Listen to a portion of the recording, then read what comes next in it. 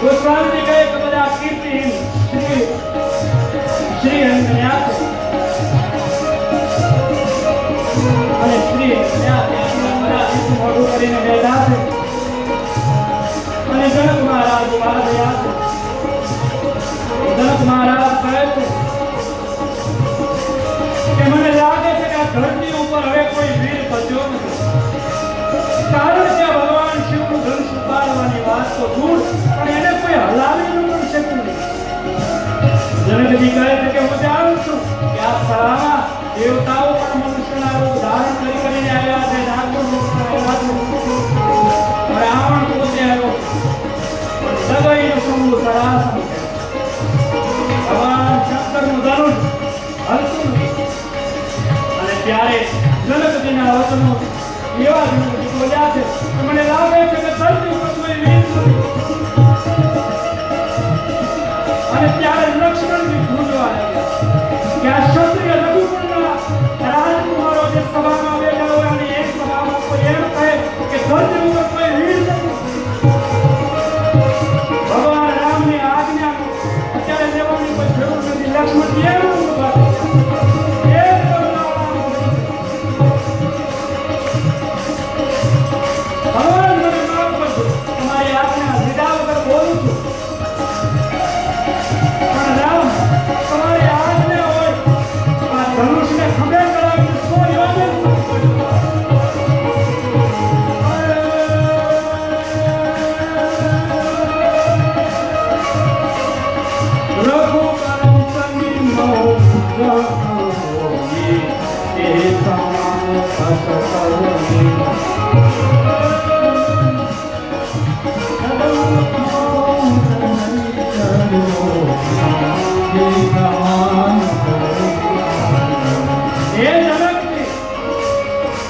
રઘુકુળનું કોઈ નાનું એવું બાળક ઘોડિયામાં જો રમતું હોય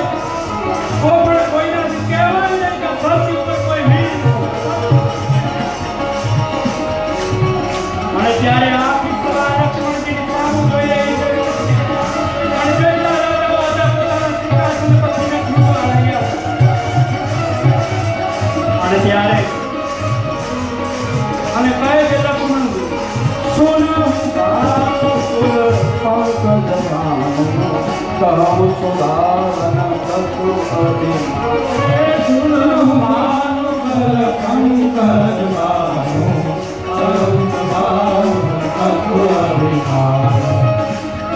हे भगवान, હું અભિમાનથી નથી કહેતો, મારા મનમાં જરા પણ અભિમાન નથી, પણ પ્રભુ જો તમારી આજ્ઞા હોય તો કાચા ઘોડાની જેમ આ ધનુષને તોડી નાખો અને મૂળાની જેમ આ ધનુષને તોડી નાખો. પણ હે રામ, તમારી આજ્ઞા નથી,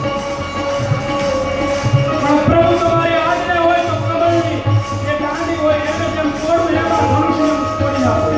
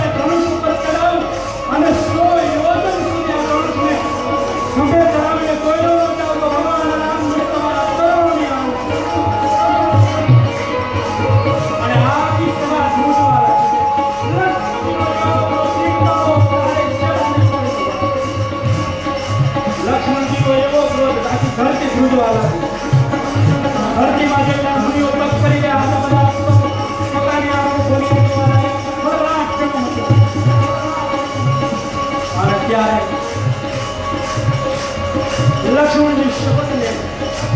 ભગવાન તમે તમને આજ્ઞા આપો આ ધનુષને ક્ષણમાં તોડી નાખો રઘુકુળનો રાજકુમાર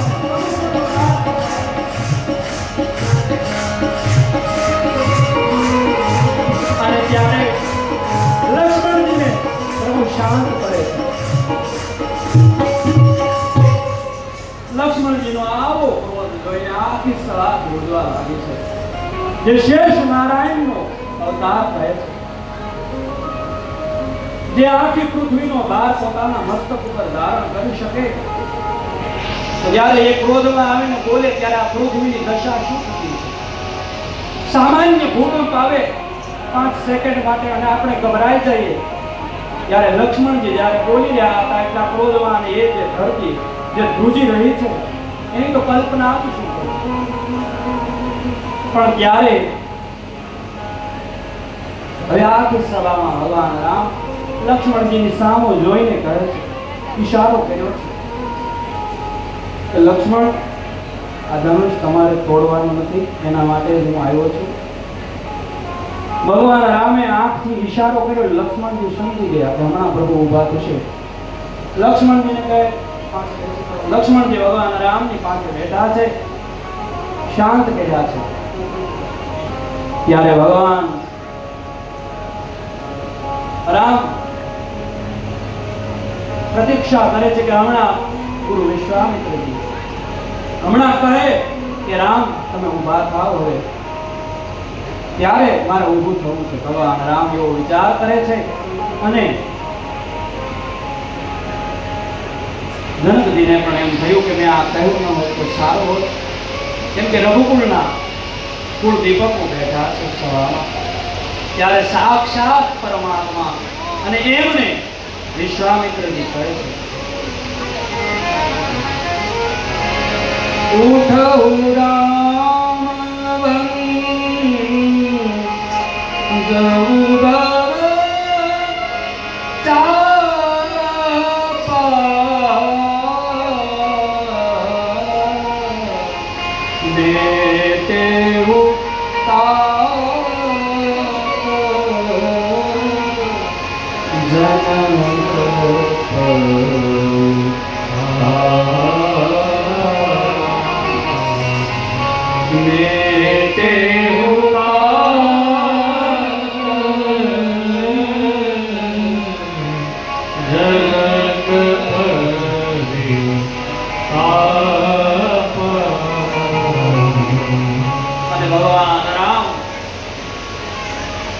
હજી તો ઉભા થયા છે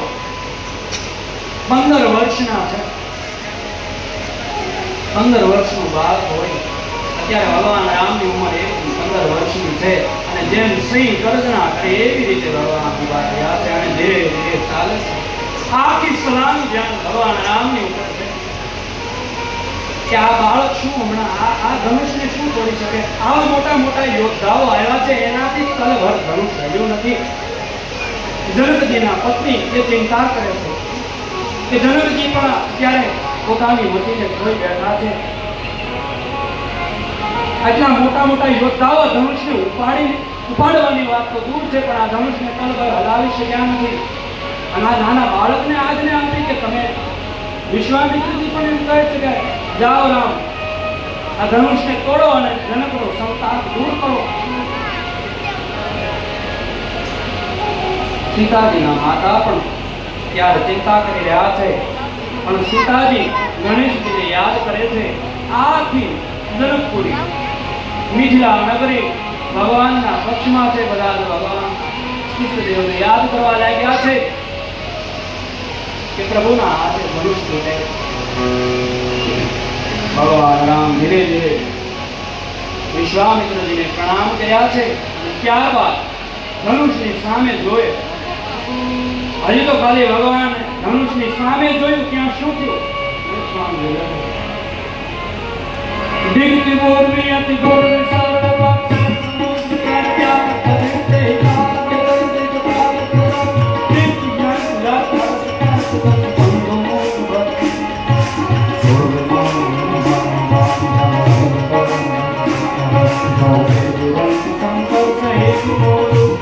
Bye.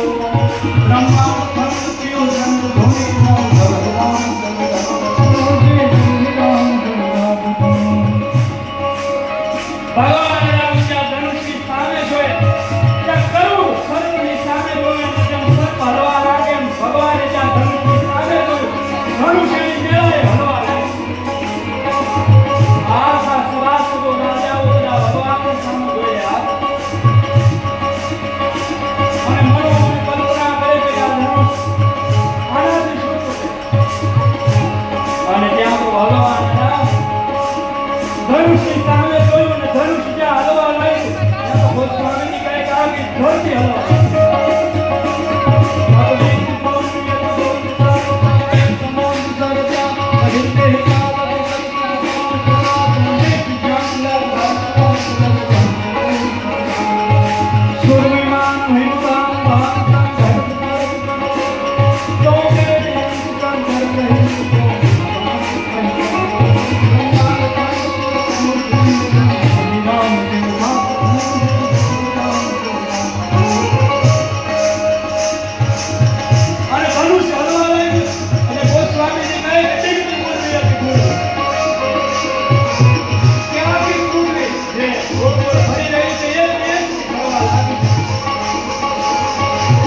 અને પૃથ્વી ફરવા લાગે છે,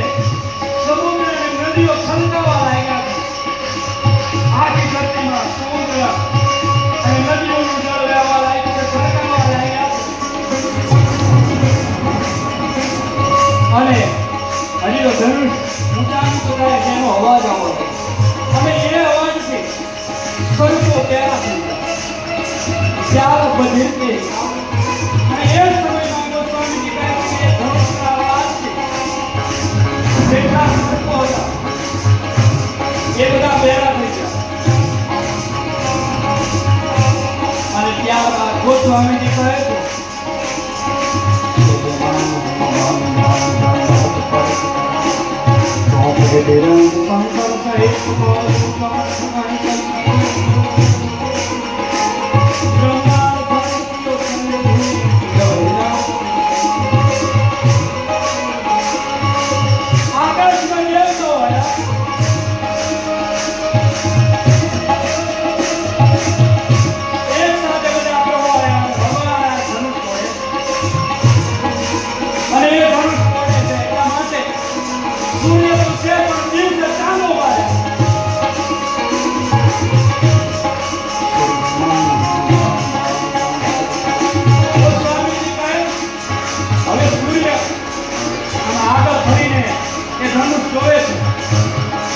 ભગવાન શું કહે છે ઉપરથી જોવે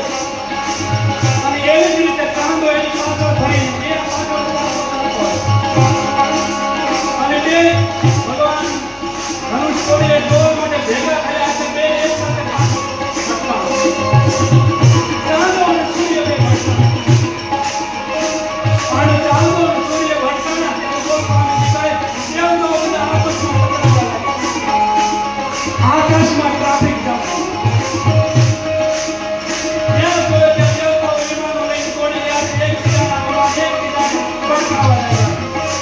અને એ ભટકાના વિમાનને ભટકાના જોરદાર ધૂળી થયો અને એવામાં બ્રહ્માંડ હલવા લાગ્યું અને ત્યાં તો ગોસ્વામી હળલમ ધડલમ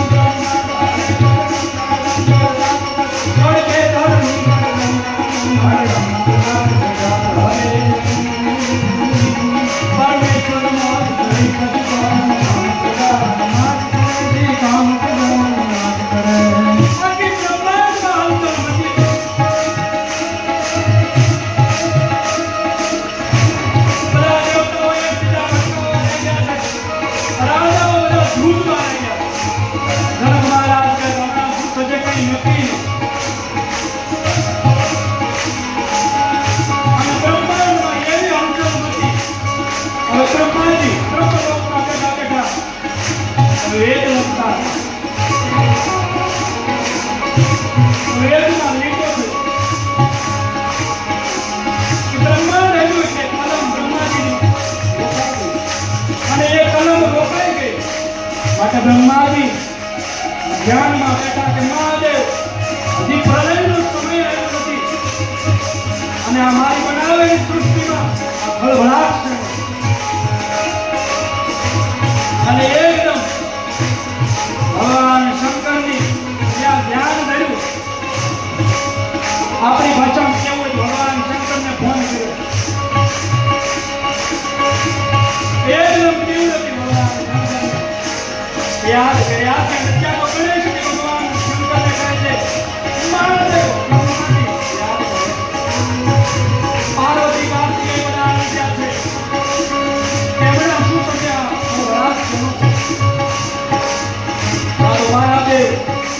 સ્થાનમાં બેઠા છે પણ ક્યાં તો ત્યાં રામ હજી તો ધનુષની પાણી જોઈએ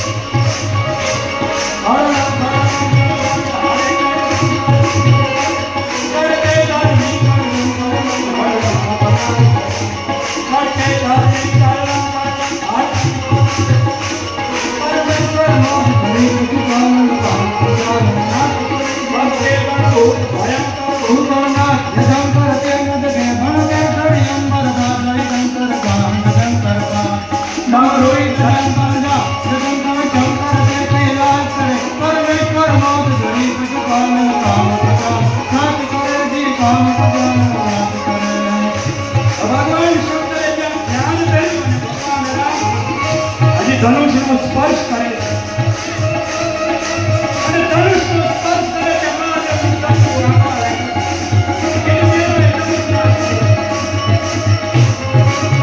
અને બધા ભૂતલાઓ ભગવાન શંકરની પાસે આવ્યા ભગવાનનું તો પ્રાપ્ત કોઈ ના ભૂત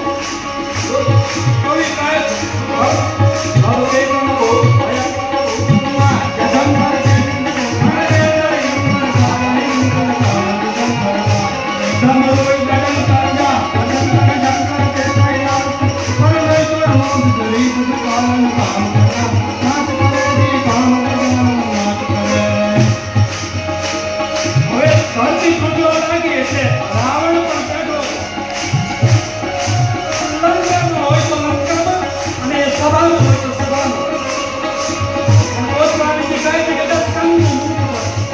હવે ધરતી હલે એટલે સિંહાસન પણ હલી રાવણ સિંહાસનથી પડ્યો અને કેવી રીતે પડ્યો ભગવાનજી કહે દશકંઠ મુખ પર મોઢા પર પડ્યો ધરતી ઉપર પડે રાવણના મોઢામાં ધૂળ અને ત્યારે રાવણ દિશામાં જોવા લાગ્યો કે મારા ચાંદીમાંથી ધરતી હલે એ તો હલે જ પણ આ ધરતીના બ્રહ્માંડમાં ગોળાકાર શું થઈ રહ્યું પણ આ ભગવાન રામ મુનિઓના કલ્યાણ માટે મુનિઓના ઉદ્ધાર માટે પોતાના ભક્તોના આનંદ માટે ભગવાન રામ પ્રગટ થયા છે ત્યારે ચાહત મુનિ સંતા તુમરા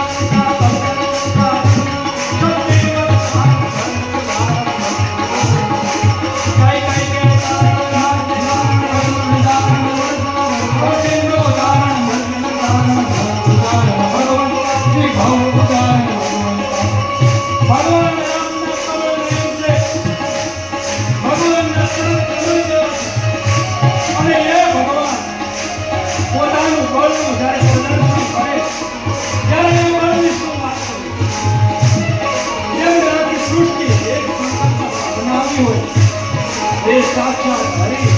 એનું બળ કેટલું છે એનું વર્ણન કરવું આપણી વાત એનું વર્ણન બ્રહ્માની હે ભગવાન એનું વર્ણન તો હું પણ ન કરું પણ એ ભગવાન ત્યારે ધનુષ હાથમાં લે અને ત્યાં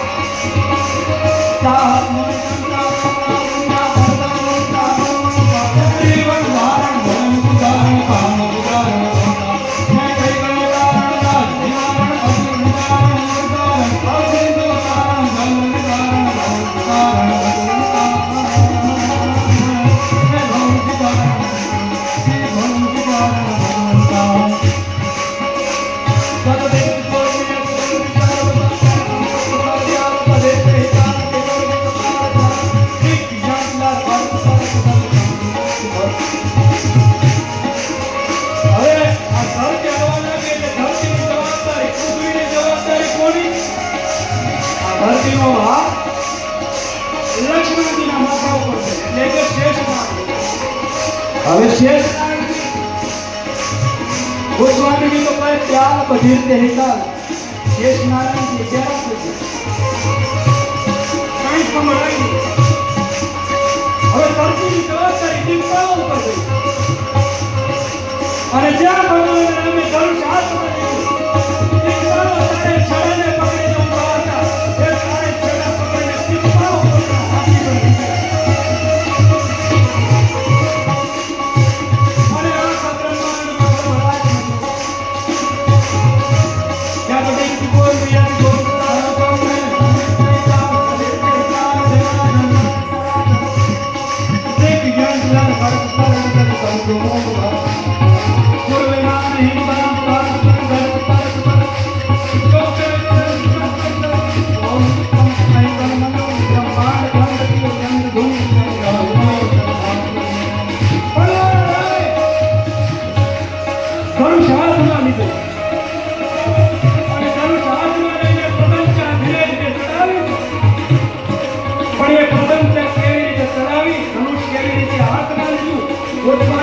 એની ગતિ એક